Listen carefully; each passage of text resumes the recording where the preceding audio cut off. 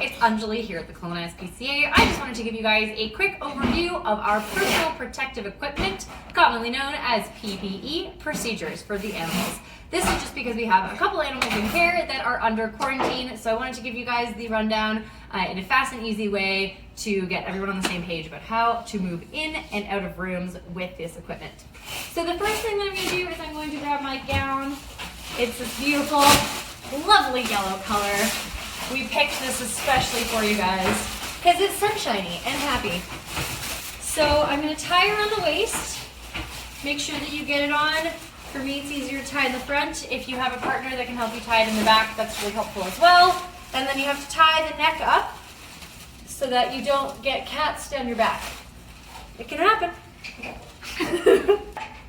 Okay. Once that's there, adjust it to make you look good. If you can make it so that it closes in the back, that's best, so that when you're sitting down and interacting with a cat that may be less social, it has coverage for your little bum area. Then you're going to find a glove that fits your hand. So I have tiny, tiny fingers, so I'm going with small gloves today. And thankfully, they go on pretty easily. It's better to have a glove that fits your hand than a loose glove that can fall off while you're in there, or an extra tight glove which can tear and rip. So definitely make sure that you find a glove that fits your fingers. The last thing that actually, we don't have our Bouffants here. Second last thing that I'm going to do are our little booties. They go on the bottoms of our feet to make sure that we're not spreading things with our shoes. We have to be really mindful when we're in with the animals, just to make sure that we're not spreading any contagion into the hallways of our shelter. We have tons of people walking that can very easily get all over the place, so we want to make sure that that is contained as well. I'll be right back. I'm going to grab a Bouffant and we can start from there, okay? Hello everyone. Now that I've got my beautiful Bouffant cap on, I am going to step into the room. So we're going to pretend that this doorway is the barrier between the outside, like the hallways, and the inside, the cat room or the dog kennel or wherever you're going into. So what I'm going to do, just open the door and let myself in, because outside is ideally not contaminated. And after our PPE protocol, it won't be. It's never a bad idea to bring an extra pair of gloves into the room with you in case yours rip or anything like that. And if they do rip, just again make sure that once you leave the room that you immediately wash your hands afterwards.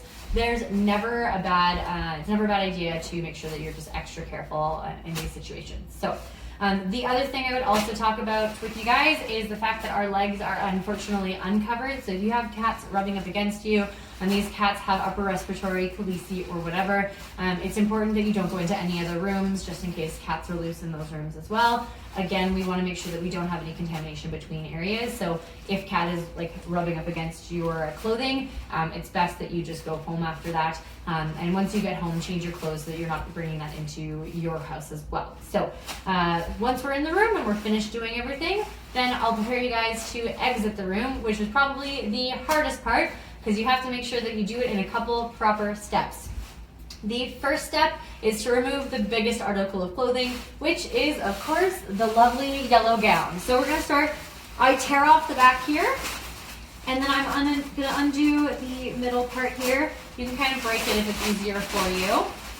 And then what I try to do is I try to roll it so that the outside is facing on the inside. That way, again, just to be careful that you're not getting any of the contaminants that you might have picked up in the room on the outside while you're rolling it, which is going to be closer to your clothing contact. So this ball goes into the garbage bag, which is normally located inside the cat room, because it is also contaminated. The next thing we're going to be taking off is our Bouffant cap. I know, so sad, it's beautiful. Throw that away.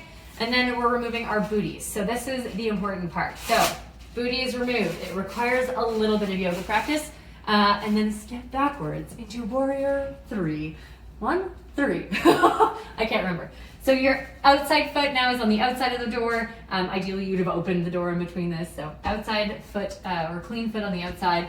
And then you'll remove the second booty. Now you are clean and outside of the room with the door slightly ajar so that you can still reach in and throw out this equipment. You're going to remove your glove, making sure that you turn it inside out.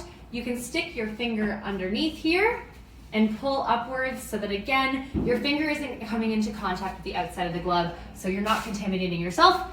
Now that you're on the outside of the room, you're all safe. You can close the door. Everything out here is safe, and you can make sure that you, again, wash your hands to be very clear, and so that we can protect the animals that are in our care. Thank you guys so much for watching this video and making sure that you are doing your best to protect the health and safety of the animals and the people that come to the Kelowna BC SPCA. Have a great day.